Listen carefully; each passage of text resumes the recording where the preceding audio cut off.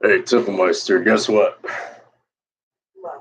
A lot of people tell me that I should live day to day. A lot of people tell me that I should just focus in today. You know what? I think that's a crock of shit. I think you have to plan for things for the future. You have to have a plan for what you're going to do in the future. You have to set little goals throughout your day, throughout the year, throughout the decades to ultimately be where you want to be one day. So that live in the day moment type of bullshit. It's a crock of shit. You know that, Tiffenmeister? It is a crock of shit. The other thing that's a crock of shit is banks. I was at Citizens Bank today. You know what? They charge you these $3 fees every time you go to a foreign ATM. The bank charges you a fee. Even if you go to Wawa and they say PNC Bank free ATM, well, the bank will still turn around and charge you a $3 fee. Did you know when I was doing Uber, how many transactions that I went back on all my transaction receipts from my online banking, and I saw so many $3 surcharges to my account? Did you know that, Tiffenmeister? Well, I did. And you know what else I started today, my Tiffenmeister? Today I started saving money. So I deposited $100 into my account today. The other thing I don't like about the banks is the fact that there was inactivity in my account for approximately 1 month and no day more. Therefore, my checking balance was like -$8. So of course, I transferred from the savings to the checking, $20, leaving me with $80 in my savings account and $20 for my checking account. Now, since that $8 was all taken up, I had about $11 or so left over for my checking account, which was all good and well. I figured, hey, I got some money in there. But then the card that I ordered back a while back, it never came in the mail. So when I went to go reopen a new savings account, the question was brought up, what's my current card number? And I explained the fact that I had never received my Visa card. And they're like, oh, that's fine. We'll just mail you out a new one. So I said, okay. How much will that be? They said, oh, that'll be like about $9. It's like, why are you going to charge me $9? You didn't even send me out the first one. I never got the first one. So why should I have to pay for it twice? And after sitting there with the new guy at the bank, he just started. He was doing the best he could. But it was still irritating being there for like 40 minutes to set up the savings account, when all my information essentially was basically in the system. There's all new staffing in there. The guy Gus was gone. He quit. The other guy that worked there, he quit. There was only one girl in there, and she's probably up in her mid to late 50s. And, they're just all new faces in there. And everybody's still learning. I figured, why not? Just give this guy the experience that he needs. I'll give him my time so he can practice with me as a client or whatever. And I'll let him run his show. He's like, oh yeah, we do 401k rollovers too, right? And I said, yeah, I know you do 401k rollovers. It's all good and well. He's like, oh well, we offer like 1% back in a in a savings account if you have a minimum balance of like $999 or approximately $1,000. Let's just say it's $1,000. I'm like, yeah, well, that's cool. It's about what, $1 interest? He's like, yeah, getting back to the 401k rollover thing. Because I do have a 401k from Mass Fund Tree Company. And I did order the form, and I was considering having to be rolled over to the bank. But as I gain a little more knowledge into this stuff, like they borrow that money, they borrow the 401k, and they lend it out to other people. And then they basically just try to match the interest that you're currently already on. Right now, I'm currently with Transamerica, and honestly, with the rate there, the way the account is currently rolling, that seems to be a little better right now anyway. So I don't know. These banks, you deposit the money and then they lend the money out to people based on their credit and things like that, and their liability if they're at risk, or if their credit's decent. There's a strong likelihood that they'll, pay the money back plus the interest to make the money, which of course is why banks give out loans in the first place, is to make money because they open a facility, they say, hey, people, come to us. We'll take your money and we'll lend it out. We'll help you start businesses. We'll give you pre approved loans depending on your finances and your situation. And then, we're going to get at least a quarter. Well, first, we're going to get our money back. And then, depending on your credit score, we're going to get at least like maybe a quarter more of that money of the original principal back, and that's how they make their money. And then they charge you these ATM fees, and then if you don't have activity in your account, well then they'll charge you a fee for that, and it's just a pain in the ass. Honestly, I'm thinking about looking into a federal credit union because that just seems to make more sense. Isn't that right, Tiffenmeister?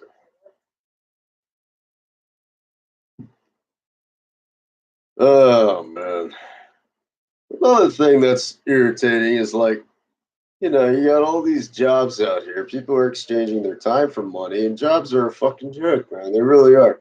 Jobs are not to be taken seriously unless you're being paid well or adequately for it, or you have some kind of skill set that's not embarrassing. It's something, if somebody asks you what you do for a living, you would be reluctant to tell them. So, I haven't figured it out all yet, but I do know that, multiple sources of income is the way to go. Been posting things on the Facebook marketplace, little miscellaneous stuff here and there. But if you want to get some money, you're just going to have to start a small business. So what I'm doing now, instead of buying all the tools piece by piece, which is what I was trying to do at the beginning, is I'm just going to save over the next 2 years, 5 to 10 grand. And in that time, I'm going to do my research, I'm going to do my homework, and I'm going to start a small business. And then with that small business, obviously I'm going to be learning things as I go along. I'm going to get the CDL credential, things like that. But when that 2 years hits, instead of me storing all these tools in a facility and all this shit, like, if I have 5 to 10 grand in my account, I will have enough to get the tools I need. I will have enough to buy a truck outright. I will have enough to register business. I will have enough to meet the insurance standards for business, and I will be able to market my business, and I will be able to officially publish my website as .com instead of Weebly.com. And I have the knowledge and I have the education on how to make a website. So now it's all a matter of working this job where I'm currently at, which has a potential for growth to maybe a supervisor position or safety operations or quality control, as they call it. In addition to trucks that are in and out of there all the time. They hire on CDL truck drivers for Class A. So if I could do that for the next couple of years, at least until I get my license back, well, that's what I'll do. I'll see where I can grow there. I'll be able to put some money away. I'll be able to show that I've been steadily employed for the past 2 years somewhere. And then at that point, doing side jobs on alternative days that I do have off and things like that, or, doing little things on the side to make some money and putting money away and putting at least $100, at the bare minimum, at least $100 away each week. Let's see, that's four times. What's 4 times 12, Tiffenmeister? 28, right? 48. That sucks. Yeah, it's only going to be only going to be $4,800, but you know what? Multiply that by two. It's 4,800 multiplied by two. 16, 9,600, yeah. 9,600. So I'll be $400 short, $400 shy of my $10,000 goal, which will enable me to buy the material I need and pay off anything, as far as my credit goes. So I have decent credit. Totaled my car about a month ago. That loan was paid off and satisfied. My credit score has gone up. I only owe about $10,000 after that, but that's only for student loans, and those are being paid off without interest for now. Anyway, because I went to school for HVAC, and you have 10 years to pay that off. So yeah, that's what I'm going to do. 30 years old, that's going to be the big number for me. That's going to be when I'm really going to get the shit rolling. Right now, I'll get little certifications, credentials here and there. I plan on doing this home inspection thing in Pennsylvania. There's a school I picked out at $700 for the total program. They have payment plans. You can take that figure and divide it into half, or pay $352 or so. It's at your own pace, so you can go as fast or as slow as you would like. There's no time restriction on it. You become a member, and once you're a member, you don't have to pay that member fee for a year. So it's really not a bad way to go. Home inspectors in Pennsylvania, from what I've looked up, make about $52,000 a year. So it's not bad at all. And you can obtain that credential, from what I was told today, in a time frame. If you do 2 hours a day for 2 to 3 weeks,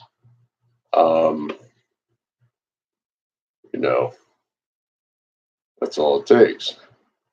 But if you want to take longer, of course you can. So it's called the Pennsylvania Home Inspections Licensing, Pennsylvania Home Inspection Licensing Requirements, Home Inspection Certification Associates.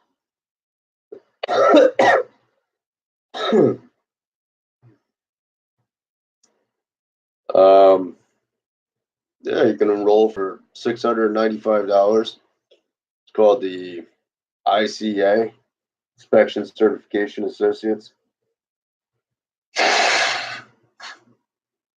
Give you knowledge of plumbing and HVAC and electrical and everything you basically need to know for a house within the state of Pennsylvania. Of course, it caters to other states, but yeah, it's called ASHI, like ASHI, American Society of Home Inspectors. So you'll basically become a member of that. You just go out and inspect homes. You can work for a company out there somewhere to get the experience you need. And it's not a bad way to go. So I'm going to work on that credential in addition to my CDL credential. I still have to do a little more research on this plumber license thing, because I know a few people who I'm pretty sure never went through a union or a journeyman or apprentice or any of that. From what I was told back when I asked back in the day from a master plumber, I asked him, I said, well, how'd you get your license? And he said, oh, well, I just read the book and took the test.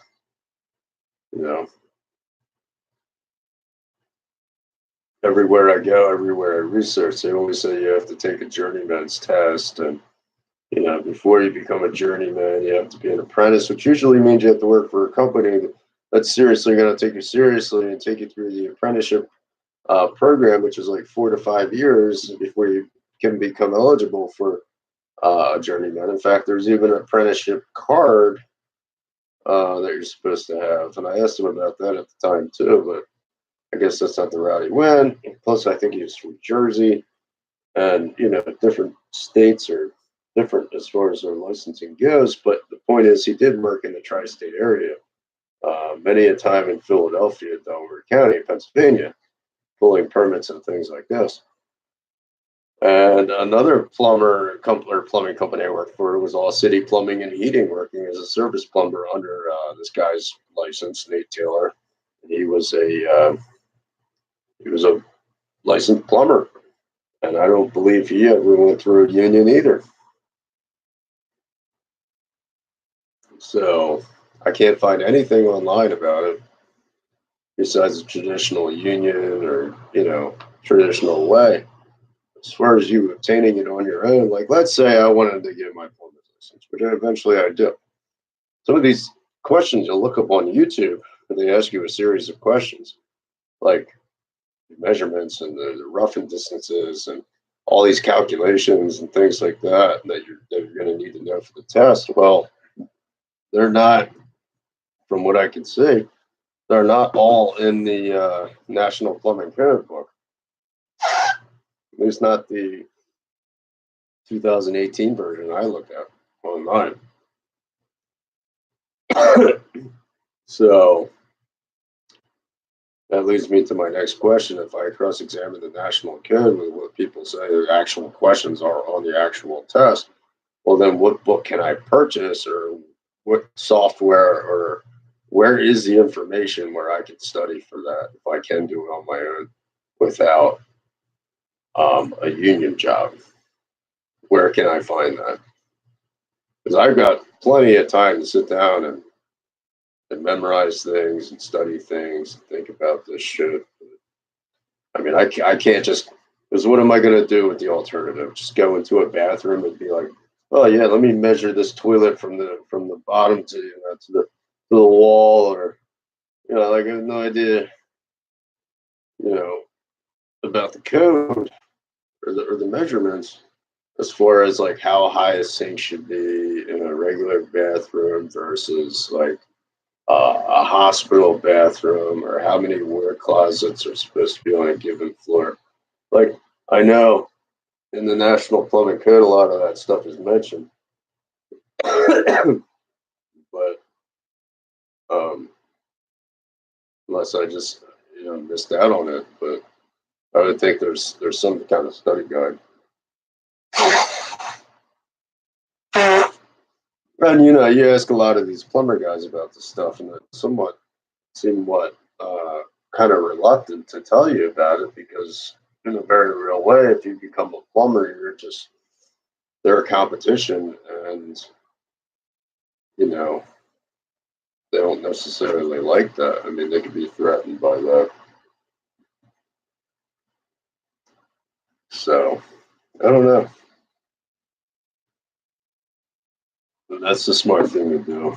Just do your research and your homework, and get these little certifications along the way, and be working at this place for a couple of years and see where I can move up. And it's not the worst situation I've ever been in.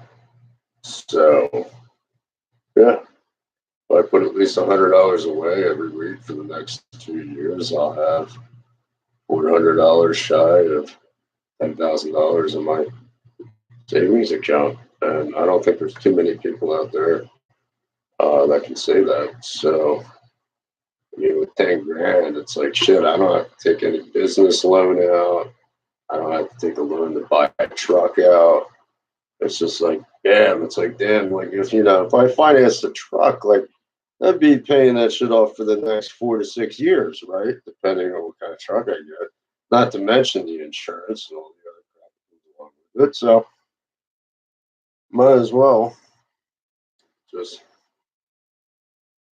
bite the bullet, make the money where I can. Facebook.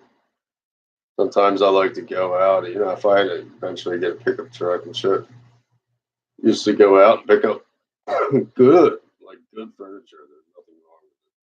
Since it was in the trash outside somebody's curb in some nice suburban style neighborhood, I wouldn't have to pay anything for it. So all I would have to pay for it is my time and my effort to load it up and get it back. maybe clean it up a little bit, and I would sell it for dirt cheap. You sell things for dirt cheap, you can afford to sell them for dirt cheap because you got them for free in the first place, and then you sell them for enough to make money. Shit, I remember somebody threw away a leather couch. It was an old neighbor friend of mine. I was living in a house, and he was throwing out his couch. I was throwing out my couch. I was like, "Yeah, I like your couch." He was like, "Yeah, I like your couch." I was like, "All right, cool. You want to swap couches?" "Yeah, sure." So I got the leather couch with two recliners on either end, and I ended up selling that leather couch for like, I think it was like $500.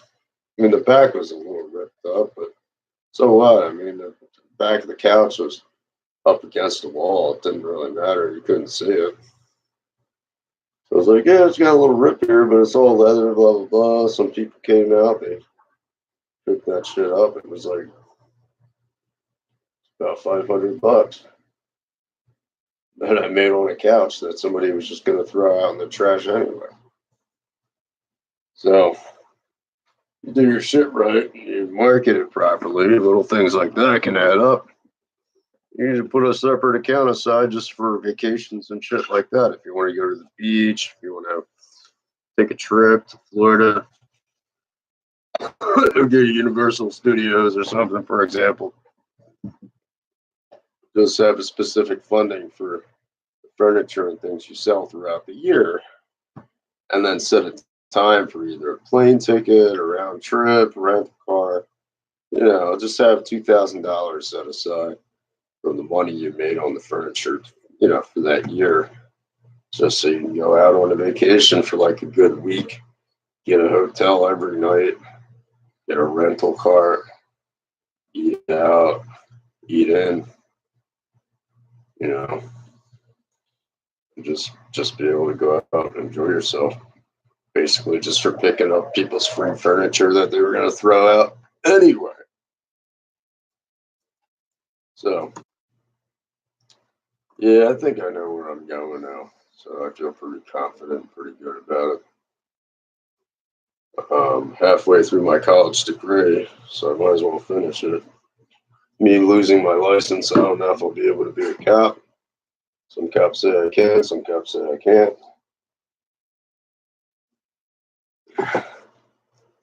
But we'll see what happens. All right, guys. Well, I'm gonna head to bed. It's about 11 o'clock on 5/31 of 19, so I'm gonna head to bed. All right. So if you ever want to try to do something yourself, just develop a plan and follow it. Be strategic about it, and just pursue it. But don't mindlessly go around in life without a plan, living day to day. That's just foolish. All right, guys. Have a good night.